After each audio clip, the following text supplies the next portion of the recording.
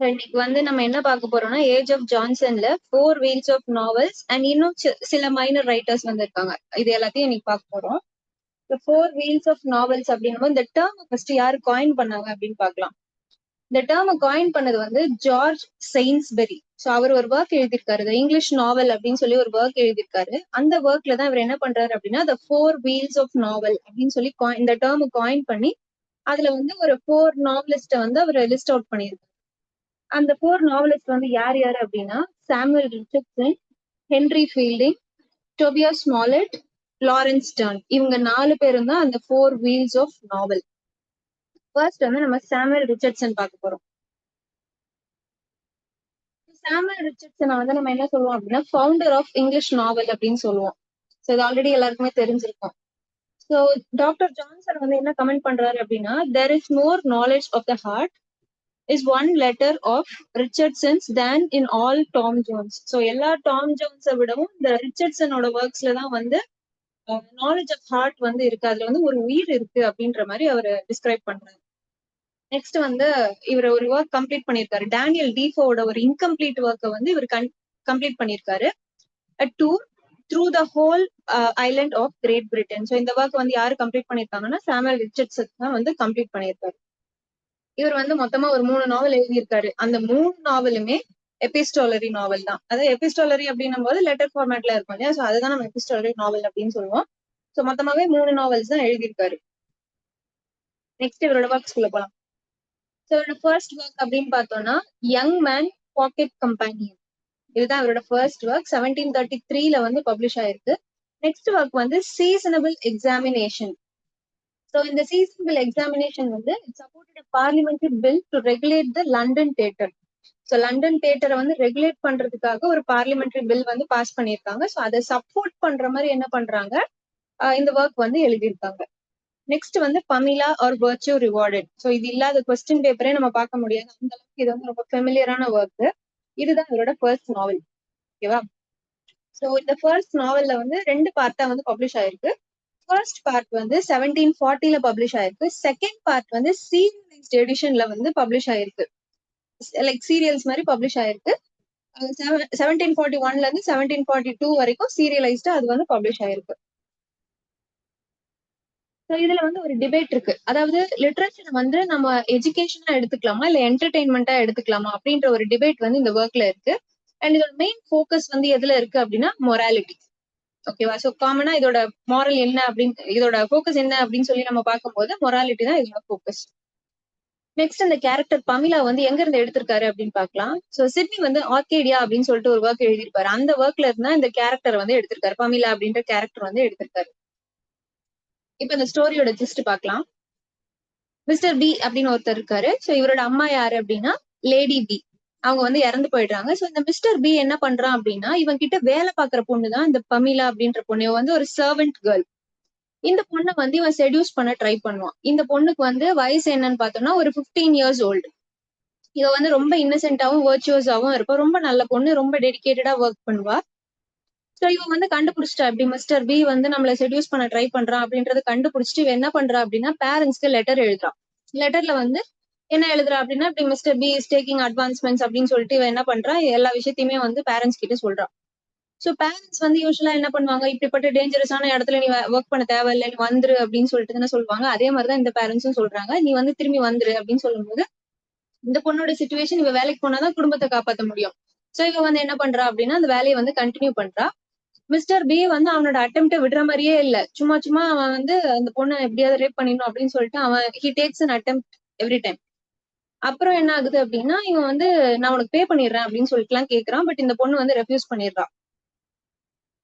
So அதுக்கப்புறம் இந்த பமிலா வந்து இவளுக்கு மிஸ்ஸஸ் ஜர்விஸ் அப்படின்னு சொல்லி ஒரு ஃப்ரெண்ட் இருக்கா. அவளுமே வந்து ஒரு மெய்டு தான். அவகிட்ட எல்லாத்தையுமே சொல்றா, எல்லாத்தையுமே ஷேர் பண்றா.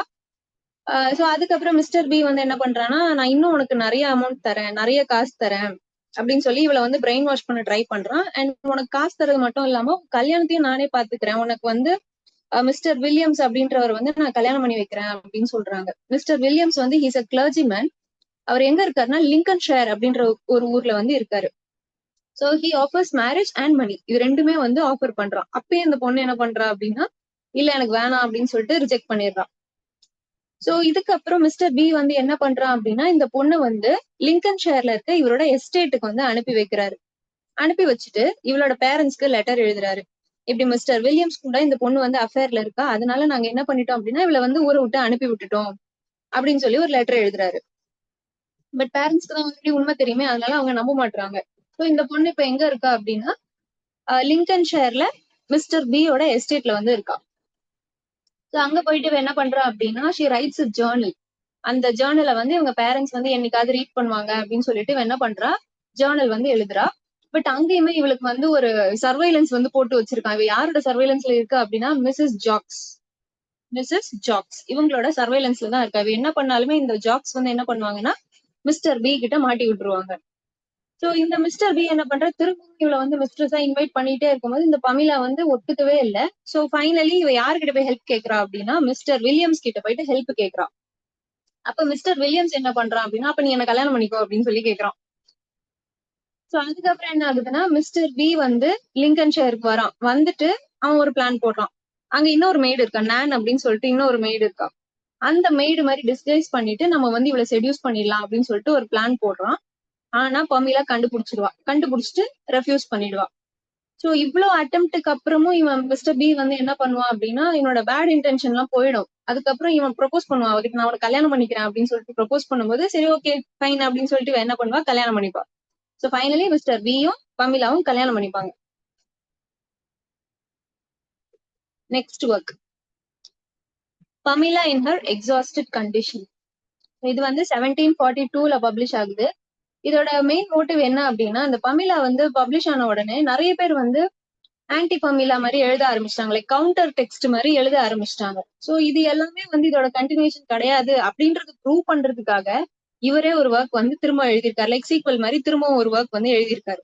ஓகேவா, அங்க டிட்ராக்டர்ஸ் அப்படின்னா அதர் கிரிட்டிக்ஸ், அவங்க வந்து பமிலாவை வந்து கவுண்டர் அட்டாக் பண்ணி எழுதியிருப்பாங்க. அந்த ஒர்க் எல்லாமே வந்து it's not the continuation of this work அப்படின்ற மாதிரி இவர் வந்து போர்ட்ரே பண்ண ட்ரை பண்றாரு. இந்த ஸ்டோரியில வந்து மிஸ்டர் பி இருக்காரு இல்லையா, இந்த மிஸ்டர் பிக்கும் விடோ கவுண்டர்ஸ்க்கும் வந்து ஒரு அஃபேர் இருக்கும்.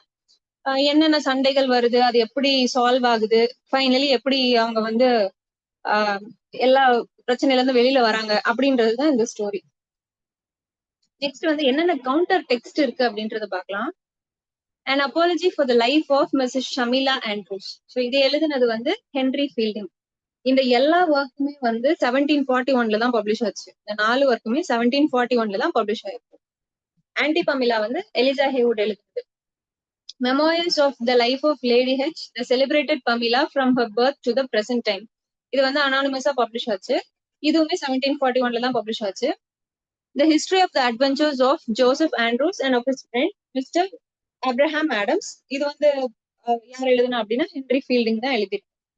ஸோ இது எல்லாமே வந்து கவுண்டர் டெக்ஸ்ட். எதுக்கு கவுண்டர் டெக்ஸ்ட், பமிலாக்கு வந்து கவுண்டர் டெக்ஸ்ட். நெக்ஸ்ட் ஒர்க் வந்து கிளாரிசா. இதோட சப்டைட்டில் பார்த்தோம்னா the history of a young lady, இதுதான் இதோட சப்டைட்டில்.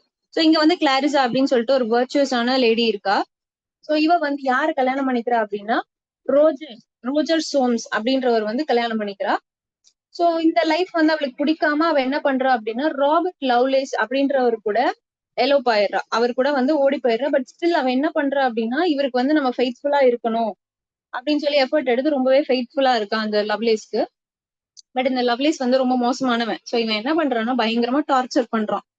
இவன் பண்ண டார்ச்சர்ல இந்த பொண்ணு அங்க இருந்து ஓடி போயிருது. யாரு, கிளாரிசா அப்படின்ற பொண்ணு வந்து அங்க இருந்து ஓடி போயிருது. ஓடி போயிட்டு ஃபைனலி இவ வந்து ஒரு ட்ரூ கிறிஸ்டியனா வந்து இறக்குறா. இவ பண்ண தப்பெல்லாம் ரியலைஸ் பண்ணி உண்மையிலேயே கடவுளை தேடி ஒரு ட்ரூ கிறிஸ்டியனா வந்து இவ இறக்குறா. ஃபைனலி வில்லன்ஸ் வந்து அவங்களோட டிசர்விங் எண்ட் வந்து கிடைக்குது வில்லன்ஸ்க்கு. ஸோ இப்படிதான் அந்த ஒர்க் வந்து முடியுது. நெக்ஸ்ட் ஒர்க் வந்து familiar letters on important occasions. இது வந்து 1750ல பப்ளிஷ் ஆகுது. நெக்ஸ்ட் ஒர்க் வந்து the history of Charles Grandison.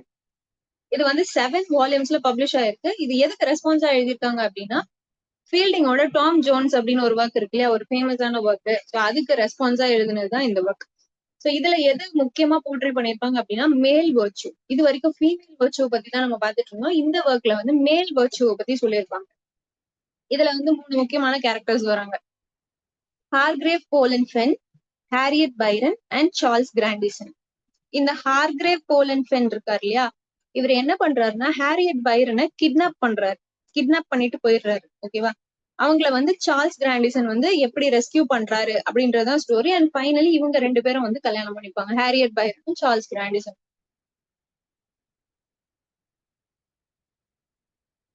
Next writer பார்க்கலாம். So Henry Fielding, he belongs to Tory. Henry Fielding வந்து எந்த பொலிட்டிக்கல் பார்ட்டியை சேர்ந்தவர்? அவர் வந்து டோரியை சேர்ந்தவர். அண்ட் பைரன் வந்து இவர் எப்படி கூப்பிடுறாரு அப்படின்னா ப்ரோஸ் ஹோமர் அப்படின்னு கூப்பிடுறாரு. ஓகே, ஸோ இவரோட கெரியர் வந்து எப்போ எண்ட் ஆகுது அப்படின்னா இந்த லைசன்சிங் ஆக்ட் ஆஃப் 1737 வருது இல்லையா, அப்ப வந்து இவரோட கெரியர்ல ஒரு இம்பார்ட்டன்டான ஒரு விஷயம் வந்து நடக்குது. லைக் இவர் வந்து ஒரு கோல்டன் ரம்ப் அப்படின்னு சொல்லிட்டு ஒரு பார்சிக்கல் பிளே வந்து பப்ளிஷ் பண்ணுவாரு. ஸோ அது என்ன ஆகும் அப்படின்னா இந்த லைசன்சிங் ஆக்டுக்கே வந்து அதுதான் ட்ரிகரா அமைஞ்சிரும். அந்த லைசன்சிங் ஆக்ட் வர்றதுக்கு காரணமே இந்த கோல்டன் ட்ரம்ப் அப்படின்ற ஒரு பார்சிக்கல் பிளே இவர் எழுதுனதுதான். சோ ஃபைனலி என்ன பண்ணுவாங்கன்னா இவர் வந்து எந்த ஒர்க்குமே எழுத விடாம எந்த பிளேயுமே பப்ளிஷ் பண்ண விடாம ஆக்கிடுவாங்க. சோ இவரோட கரியரே வந்து எப்ப எண்ட் ஆகுது அப்படின்னா இந்த லைசன்சிங் ஆக்ட் ஆஃப் 1737 வந்து அவங்க போடும்போது இவரோட கரியர் வந்து முடிஞ்சு போகுது அந்த இடத்துல. சோஃபியா வெஸ்டர்ன் அப்படின்னு சொல்லி ஒரு கேரக்டர் இவரோட நாவல்ல வருவாங்க.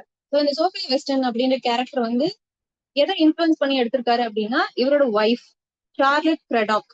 அவங்க ஒய்ஃப் பேர் வந்து சார்லட் கிரடாக். அந்த சோஃபியா வெஸ்டர்ன் அப்படின்ற கேரக்டர் வந்து இவர் எப்படி ஸ்ட்ரக்சர் பண்ணியிருக்காரு அப்படின்னா இவரோட ஒய்ஃபோட கேரக்டரிஸ்டிக்ஸை வச்சு அது ஸ்ட்ரக்சர் பண்ணியிருக்காரு.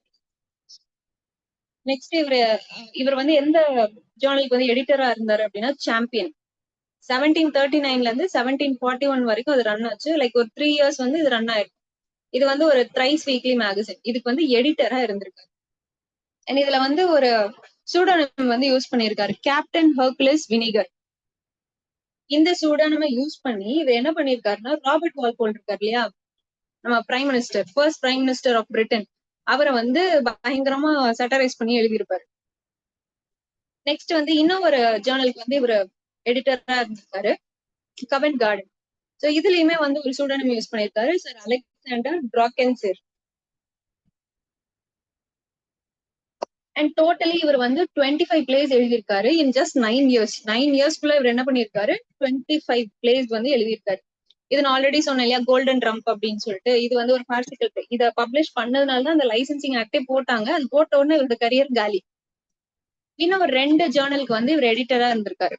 So true patriot and Jacobites journal. So இது ரெண்டுத்துக்குமே வந்து அவர் எடிட்டரா ஒர்க் பண்ணியிருக்காரு. அண்ட் இவரோட பயோகிராஃபி எழுதினது வந்து ஆர்த்தர் மர்ஃபி. இவர் தான் அவரோட பயோகிராஃபி எழுதியிருக்காரு. ஸோ அந்த பயோகிராஃபில முக்கியமா ஒரு கொட்டேஷன் கொடுக்குறாரு, Tom Jones, Henry Fielding, Amelia his odyssey. ஸோ இந்த கொட்டேஷன் வந்து கொஞ்சம் மனப்பாடம் பண்ணி. அண்ட் வால்டர் ஸ்காட் வந்து இவர் எப்படி கூப்பிடுறாருன்னா the father of English novel. Next இவரோட ஒர்க்ஸ் பார்க்கலாம். The authors farce and the pleasures of the town. So இதுதான் அவரோட ஃபர்ஸ்ட் ஒர்க். இது எதுக்கு ரெஸ்பான்ஸா எழுதியிருக்காங்க அப்படின்னா ராயல் தியேட்டர்ல வந்து இவரோட பிளேஸ் எல்லாம் போட மாட்டோம் அப்படின்னு சொல்லிட்டாங்க. உங்க பிளேஸ் எல்லாம் இங்க பிளே பண்ண முடியாது அப்படின்னு சொல்லிட்டாங்க. சோ அந்த ரிஜெக்ஷனுக்கு இவர் எழுதின ரெஸ்பான்ஸ் தான் இது. ஏன் என்னோட பிளே வந்து அங்க போட்டா என்ன அப்படின்னு சொல்லிட்டு இவர் வந்து ஒரு ரெஸ்பான்ஸ் வந்து எழுதுறாரு. இதுல வந்து ஒரு பிளே வித் த பிளே இருக்கு, the pleasures of the town. So நமக்கு வந்து இந்த பிளஷர்ஸ் ஆஃப் த டவுன் அப்படின்ற டைட்டில கொடுத்துட்டு இது எந்த நாவல்ல வந்து வருது அப்படின்னு சொல்லிட்டு கேட்கறதுக்கு வாய்ப்பு இருக்கு. இதுக்கு வந்து ஒரு கம்பானியன் பிளே இருக்கு, டாம் தம். இதுதான் இதோட கம்பானியன் பிளே. சோ இது வந்து ஒரு சக்சஸ்ஃபுல்லான ட்ராஜடி. இதுல யாரு இவர் அட்டாக் பண்ணிருக்காரு அப்படின்னா ராபர்ட் வால்போல் தான் அட்டாக் பண்ணிருப்பாரு. இந்த historical register for the year 1736லயும் டாம் தம் ரெண்டுத்திலயுமே வந்து ராபர்ட் வால்போல தான் அட்டாக் பண்ணி எழுதியிருப்பாரு. நெக்ஸ்ட் ஒர்க் வந்து an apology for the life of Mrs. Shamela Andrews. So இது முன்னாடியே நான் சொன்ன மாதிரி இது பமிலாவோட கவுண்டர் டெக்ஸ்ட். இத வந்து எப்படி பப்ளிஷ் பண்றாரு அப்படின்னா மிஸ்டர் கானி கேபர் அப்படின்ற ஒரு சூடானம் யூஸ் பண்ணி தான் இவர் வந்து பப்ளிஷ் பண்றாரு. இனிஷியலா இவரோட பேர்ல வந்து அது பப்ளிஷ் ஆகவே இல்லை. இதுல வந்து எதனால இது வந்து கவுண்டர் டெக்ஸ்டா நம்ம பாக்குறோம் அப்படின்னா பமிலா அப்படின்ற கேரக்டர் வந்து எப்படிப்பட்ட கேரக்டர், அவங்க ரொம்ப கைண்டா இருப்பாங்க, அவங்க ரொம்ப ஹம்பிளா இருப்பாங்க. அண்ட் அவங்க எவ்வளவு வர்ச்சுவஸா இருந்தாங்க அப்படின்னா ஒரு கெட்ட முதலாளி கூட அவங்கள வந்து கல்யாணம் பண்ணிக்கணும் அப்படின்னு ஆசைப்படுற அளவுக்கு இவங்க வந்து ரொம்ப வர்ச்சுவஸா வந்து இருந்திருப்பாங்க. பட் இந்த ஷமிலா அப்படின்ற பொண்ணு வந்து ஷீ சோ ஃபிளட்டேஷியஸ். ஓகேவா? அவ வந்து ரொம்ப கைண்டாவே இருக்க மாட்டா, ஹம்பிளா இருக்க மாட்டா. அவ என்ன பண்ணுவானா, அவ மாஸ்டர் வந்து இவள கல்யாணம் பண்ணிக்கணும்னு சொல்லிட்டு ட்ரிக்ஸ் எல்லாம் ப்ளே பண்ணுவா. நிறைய ட்ரிக்ஸ் எல்லாம் பண்ணி அவன் வந்து என்ன கல்யாணம் பண்ணிக்கணும் அப்படின்னு சொல்லிட்டு நிறைய குறுக்கு வழியை தான் வந்து யூஸ் பண்ணுவா. ஸோ டோட்டலா ஆப்போசிட்டா இருக்கும். அந்த பமீலா அப்படின்ற கேரக்டரும் ஷமீலா அப்படின்ற கேரக்டரும் வந்து டோட்டலா ஆப்போசிட்டா இருக்கும். ஸோ இதை வந்து எந்த பேர்ல பப்ளிஷ் பண்ணியிருக்காரு? மிஸ்டர் கானி கேபர். நெக்ஸ்ட் வந்து ஜோசப் ஆண்ட்ரூஸ். இது வந்து ஜான் குவிசார்ட் இருக்குல்ல, அதோட இமிடேஷன் அப்படின்னே சொல்லலாம். இதுக்கு வந்து ஃபுல் டைட்டில் இருக்கு, history of the adventures of Joseph Andrews and his friend mister Abraham Adams. இதுதான் இந்த ஒர்க்கோட ஃபுல் டைட்டில். ஸோ இது வந்து 2 வால்யூம்ல பப்ளிஷ் ஆயிருக்கு. அந்த 2 வால்யூம்ல 4 புக்ஸ் இருக்கு அண்ட் 3 சப் ஸ்டோரிஸ் இருக்கு. லைக் 3 டிஃப்ரெண்ட் ஸ்டோரிஸ் இருக்கு. அண்ட் இதுல வந்து நரேட்டர் புக் 3ல வந்து என்ன சொல்றாரு அப்படின்னா, I describe not men but manners, not an individual but a species. இந்த ஃப்ரேஸ் கொடுத்துட்டு இந்த ஃப்ரேஸ் வந்து எந்த ஒர்க்ல வந்திருக்கு அப்படின்னு சொல்லி கொஸ்டின் கேட்டிருக்காங்க. அண்ட் ஃபீல்டிங் வந்து இந்த ஒர்க் எப்படி டிஸ்கிரைப் பண்றாரு அப்படின்னா, காமிக் எபிக் இன் ப்ரோஸ் அப்படின்னு சொல்லி டிஸ்கிரைப் பண்றாரு. இதோட ஸ்டோரி பார்க்கும்போது ஜோசப் ஆண்ட்ரூஸ், ஸோ இவன் தான் டைட்டில் கேரக்டர். இவன் வந்து ஃபேனி குட்வெல் அப்படின்னு சொல்லிட்டு ஒரு பொண்ணை வந்து லவ் பண்ணுவான். ஸோ அவளுமே மெய்டு கேர்ள் தான். இவன் வந்து யாருக்கிட்ட ஒர்க் பண்ணிட்டு இருப்பான் அப்படின்னா, சார் தாமஸ் பூபி கிட்ட வந்து ஒர்க் பண்ணிட்டு இருப்பான். ஒரு அப்ரெண்டிஸா வந்து ஒர்க் பண்ணிட்டு இருப்பான்.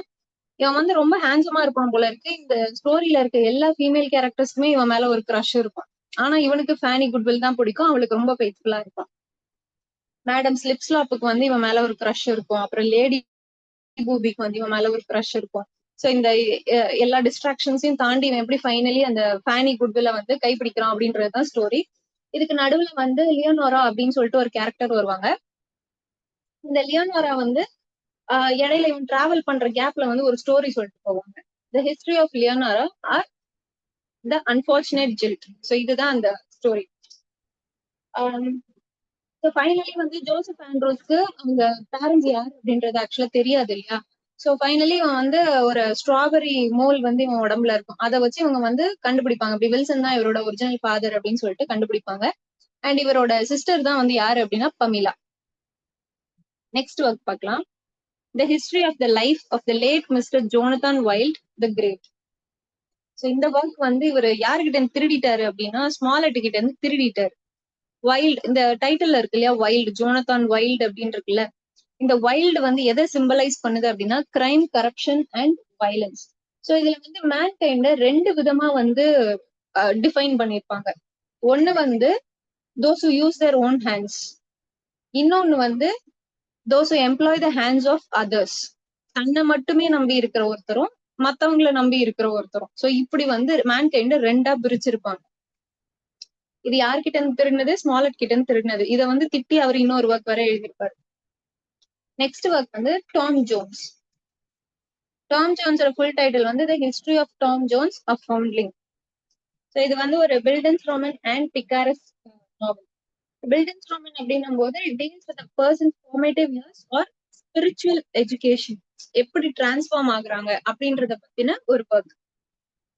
ஸோ இந்த ஒர்க் வந்து யாருக்கு பிடிக்கல அப்படின்னா, டோரிஸ்க்கு வந்து பிடிக்கல. ஏன்னா இவங்க வந்து ஹவுஸ் ஆஃப் ஹேனோவர்ஸ்க்கு வந்து சப்போர்ட் பண்ற மாதிரியான ஒர்க் இது. ஹவுஸ் ஆஃப் ஹேனோவர் அப்படின்னும் போது யார் அந்த பீரியட்ல வந்து கிங் அண்ட் குவீனா இருந்தாங்கன்னா, queen on and George one. So இவங்க தான் கிங் அண்ட் குவீனா இருந்தாங்க. அந்த பீரியட்ல வந்து அவங்களுக்கு சப்போர்ட் பண்ற மாதிரி எழுதுனதுனால இந்த டோரிஸ்க்கு வந்து அவங்களுக்கு சுத்தமா பிடிக்கல. இது யாருக்கு டெடிகேட் பண்ணிருக்காங்க அப்படின்னா, ஜார்ஜ் லிட்டில்டன். அண்ட் இதுல வந்து 3 பார்ட்ஸ் இருக்கு. 3 பார்ட்ஸ்ல ஒரு பார்ட்லயுமே வந்து 6 புக்ஸ் இருக்கு. ஸோ டோட்டலா வந்து 18. ஸோ இதுல பார்ட் 1 பார்த்தோம் அப்படின்னா, it is set in Paradise Hall of Squire Allworthy. So squire ஆல்வர்த்தின்னு ஒரு கேரக்டர் இருக்காரு, அவரோட பாரடைஸ் ஹால்ல தான் செட் ஆயிருக்கு. ஸோ அந்த பாரடைஸ் ஹால் வந்து சோமர்செட் ஷயர் அப்படின்ற ஊர்ல இருக்கு. ஸோ இந்த ஃபர்ஸ்ட் பார்ட்ல வந்து டாமோட லைஃப், அதாவது அவன் பிறந்ததுல இருந்து அவனுக்கு 21 வயசு ஆகுற வரைக்கும் என்னென்ன நடந்தது இவனோட லைஃப்ல, ஸோ அது எல்லாமே வந்து பார்ட் 1ல கவர் ஆயிடும்.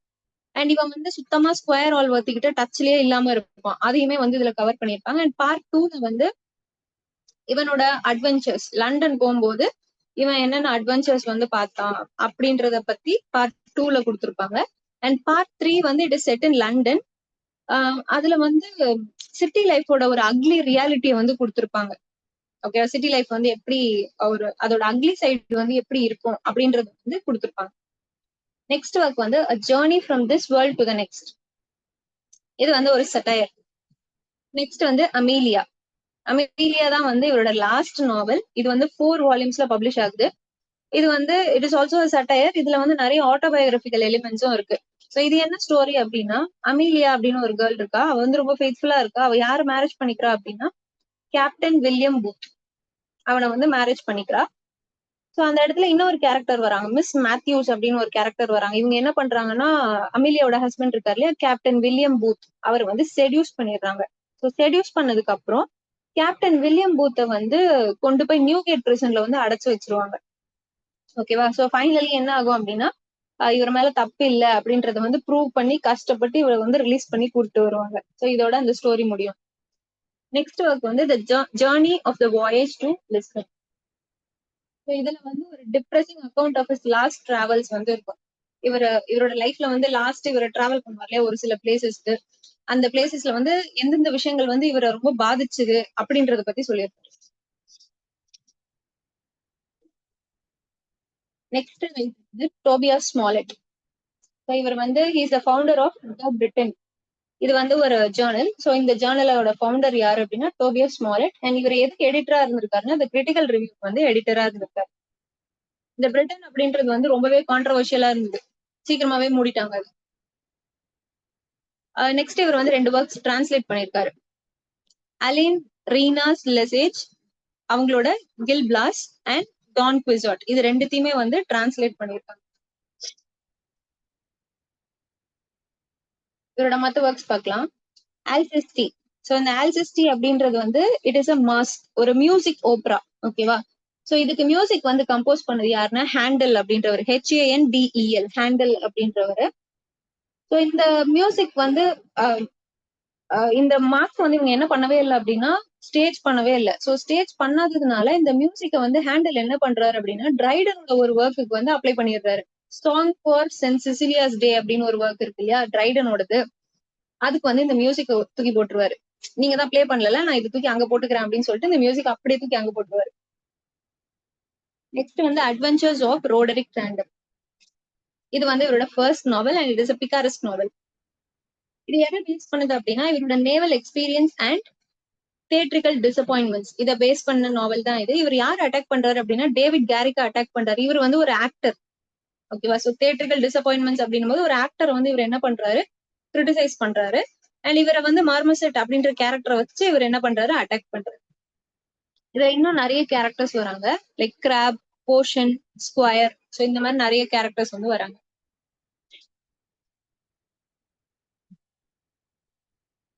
இதுல வந்து ஒரு யங் ஸ்காட்டிஷ் ஹீரோ இருக்காரு. சோ அந்த யங் ஸ்காட்டிஷ் ஹீரோட அப்பா வந்து என்ன ஆயிடுறாருன்னா டிசப்பியர் ஆயிடுறாரு. இவர் சின்ன வயசுல இருக்கும்போது திடீர்னு அவங்க அப்பா வந்து காணாம போயிடுறாரு. சோ அதுக்கப்புறம் இவன் வந்து அவங்க அப்பாவை தேடுறான். அதுக்கப்புறம் இவனோட அட்வென்ச்சர்ஸ், லண்டன்ல இவனோட அட்வென்ச்சர்ஸ் என்னென்ன அப்படின்றத பத்தி இந்த ஸ்டோரியில வரும். அதுக்கப்புறம் இவன் வந்து இவனோட சைல்ட்ஹுட் ஸ்வீட் ஆர்ட்டை வந்து கல்யாணம் பண்ணிப்பான். அண்ட் ஃபைனலி இவனோட அப்பாவை வந்து கண்டுபிடிச்சிருவான். சோ ஃபைனலா ஒரு ஹாப்பி எண்டிங் வந்து கொடுத்துருவாங்க. நெக்ஸ்ட் வந்து த ரெஜிசைட். இந்த ரெஜிசைட் யாரை பத்தி அப்படின்னா James one of Scotland. James one of England கிடையாது, James one of Scotland. James one of England வந்து இஸ் ஜேம்ஸ் 6 ஆஃப் ஸ்காட்லாந்து. ஓகேவா? சோ இது யாரை பத்தி அப்படின்னா James one of Scotland. Next work வந்து அட்வென்ச்சர்ஸ் ஆஃப் பெரிகிரின் பிக்கல். இதுவுமே picaresque நாவல் தான். இவர் எழுதுனது எல்லாமே பிகாரஸ்க் நாவல் தான். இது எதுக்கு சோர்ஸா இருந்திருக்கு அப்படின்னா ஷாவோட பிக்மேலியன் இருக்குல்ல, அதுக்கு வந்து இது ஒரு முக்கியமான சோர்ஸா இருந்திருக்கு. நெக்ஸ்ட் வந்து இதுல ஒரு ஃபேமஸ் காமிக் கேரக்டர் வருது. இந்த கொஸ்டின் கேட்டிருக்காங்க, இந்த கேரக்டர் கொடுத்துட்டு இது எந்த ஒர்க்ல வருது அப்படின்னு சொல்லி கேட்டிருக்காங்க. கமோடோர் ட்ரனியன்.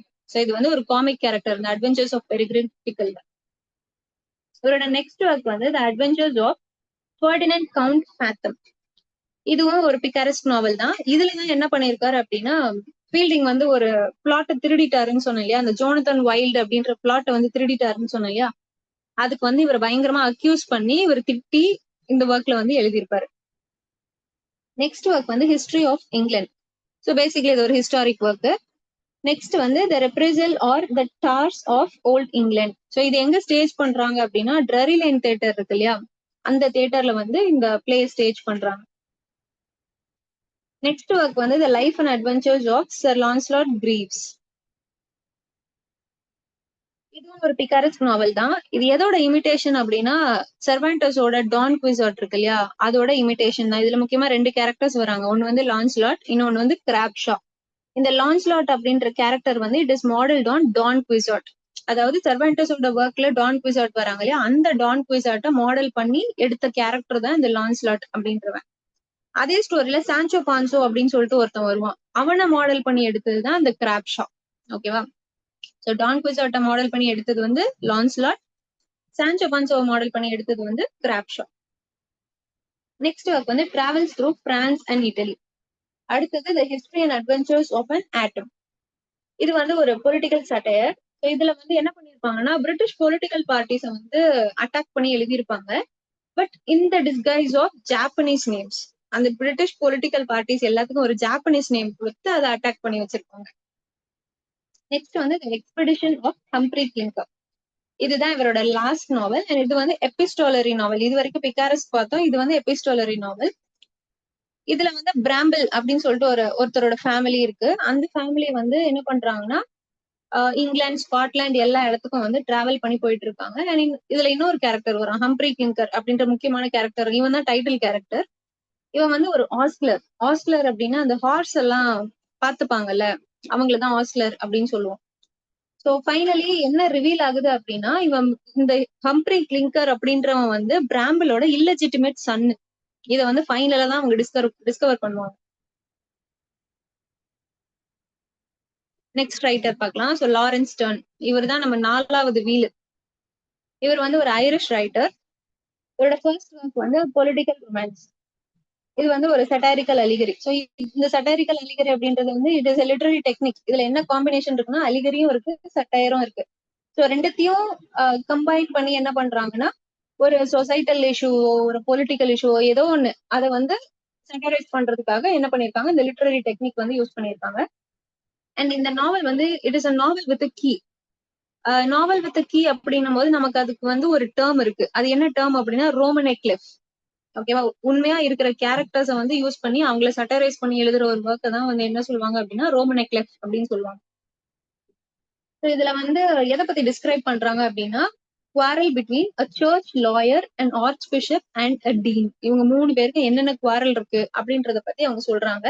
அண்ட் இந்த ஒர்க்கை வந்து சப்ரஸ் பண்ணி எரிச்சிட்டாங்க, பர்ன் பண்ணிட்டாங்க.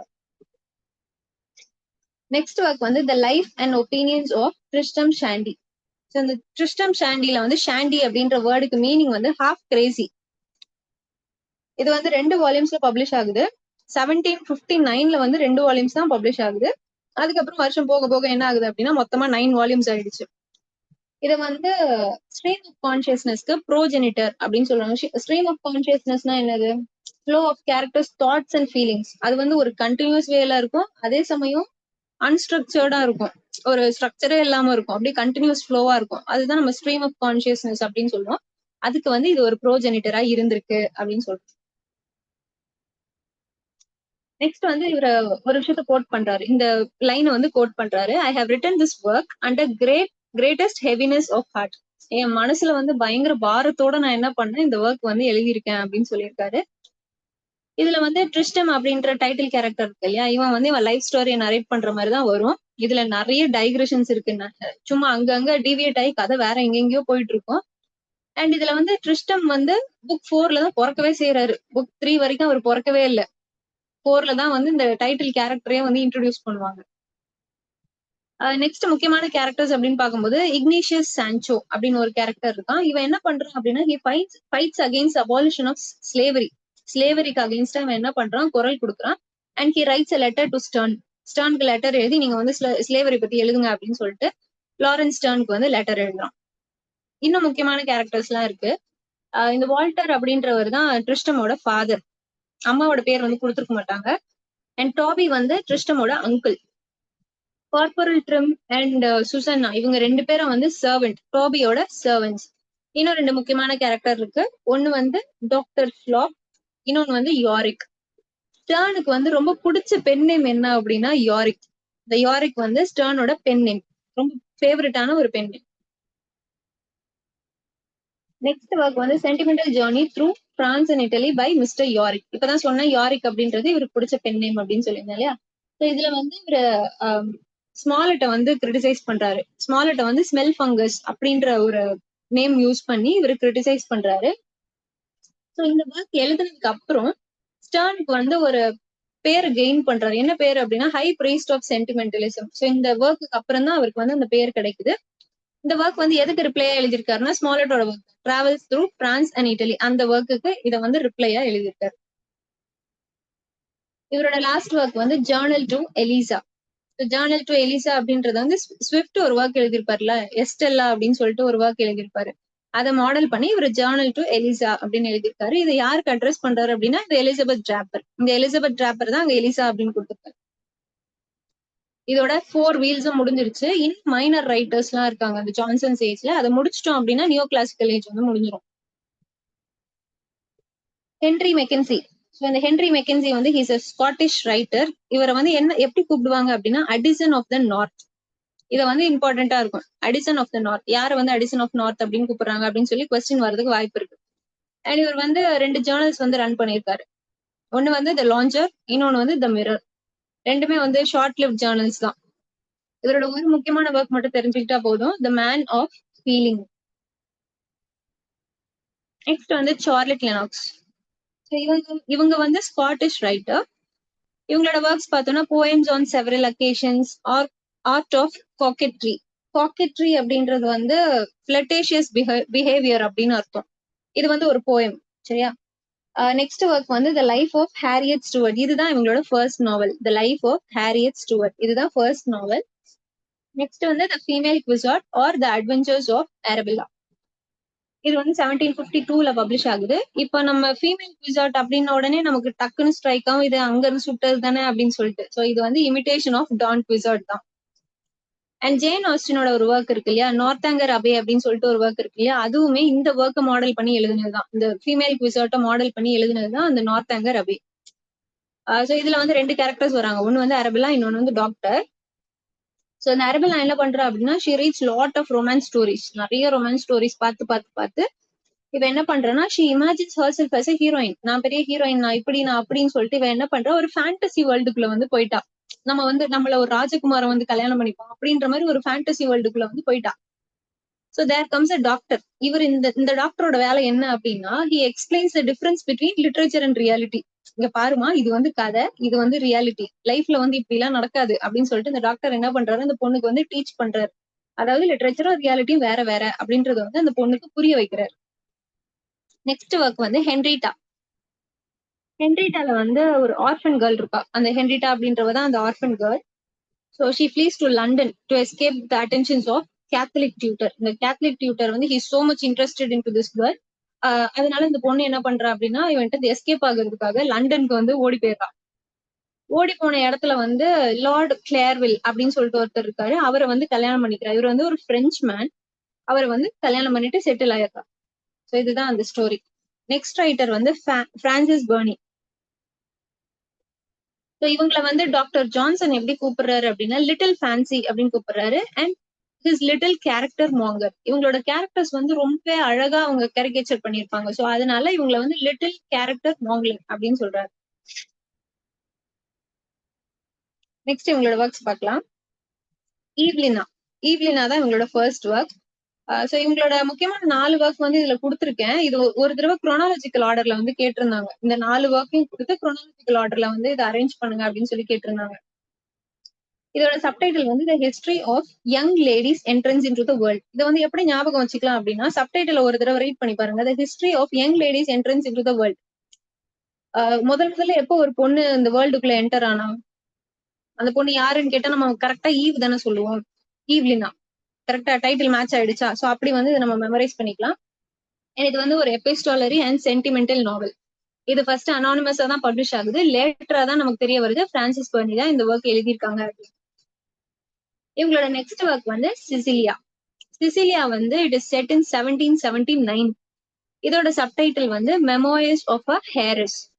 ஸோ ப்ரைட் அண்ட் ப்ரெஜுடைஸ் இருக்கு இல்லையா, ஜேன் ஆஸ்டினோடது. அந்த ப்ரைட் அண்ட் ப்ரெஜுடைஸ் அப்படின்ற டைட்டில எங்க இருந்து எடுத்திருக்காங்கன்னா அந்த சிசிலியால இருந்து தான் எடுத்திருக்காங்க. ஸோ இது வந்து ரொம்பவே இம்பார்ட்டன்ட், நோட் பண்ணிக்கோங்க. இதை வந்து நாவல் ஆஃப் மேனர்ஸ் அப்படின்னு சொல்லுவாங்க. ஸோ நாவல் ஆஃப் மேனர்ஸ் அப்படின்னா ஒன்றும் இல்லை, இது எதை ஃபோக்கஸ் பண்ணி இருக்கும் அப்படின்னா கஸ்டம்ஸ் அண்ட் சோஷியல் கன்வென்ஷன்ஸை வந்து ஃபோக்கஸ் பண்ணி. ஸோ இதுல வந்து ஒரு அப்பர் கிளாஸ் உமன் வருவாங்க.